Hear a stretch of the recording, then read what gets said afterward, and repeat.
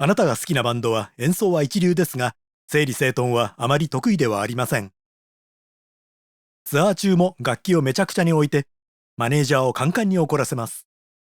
大きなコンサートの日に、バンドのメンバーが目を覚ますと、窓のない防音のスタジオに拘束されていました。マネージャーが状況を説明します。外に大きな箱が10個ある。箱には君たちの楽器が1つずつ入っている。でも絵に騙されるなよ。中身とは一致していない。1人ずつスタジオの外に出す。どの箱でもいい。5箱に限り中身を見ていい。警備員が現れ、バスに連れ戻されるまでだ。楽器に触れてはダメ。何を見たかメンバーに話すのもダメ。箱に印をつけるのも大声を出すのも禁止だ。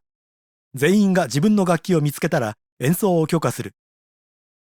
見つけられなければクビだ。始める前に考える時間を3分やろう。メンバーは絶望します。1人が無作為に5箱を選び、自分の楽器を見つける確率は 50% です。10人全員が成功する確率はさらに低く、わずか1024分の1です。しかし、ドラマーが明暗を思いつきます。その確率は 35% を超えます。どんな方法でしょう？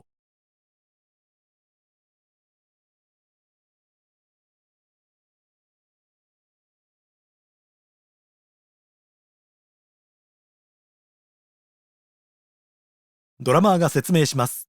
全員が自分の楽器の絵の箱を最初に開ける。自分の楽器があれば成功だよね。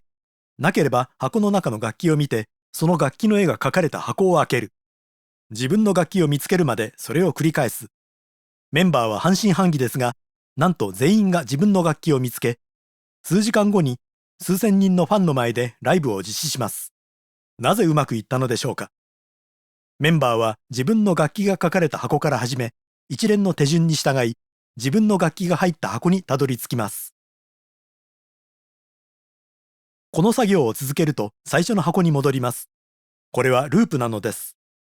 例えば箱がこのように配置されているとき、ボーカルは最初の箱を開けてドラムを見つけ、8番目の箱でベースを見つけ、3番目の箱でマイクを見つけ、最初の箱に戻ります。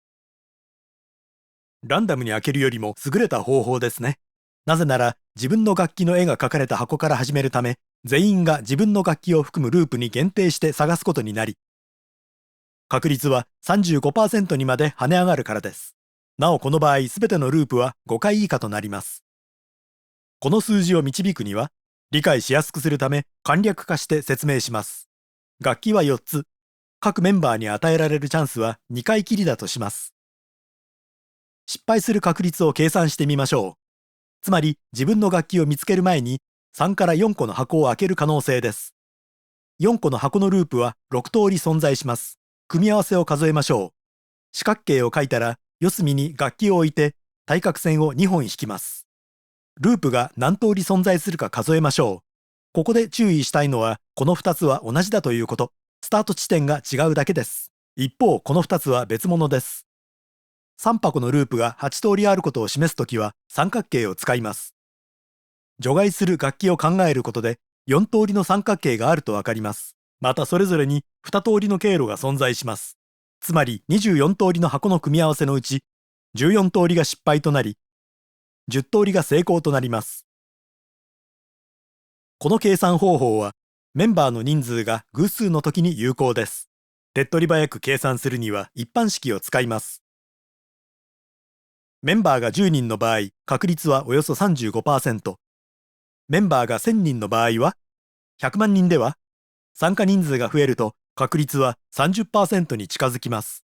これなら絶望することなく、少しの運を味方につけてライブができるはずです。学びが好きな人はぜひチャンネル登録を。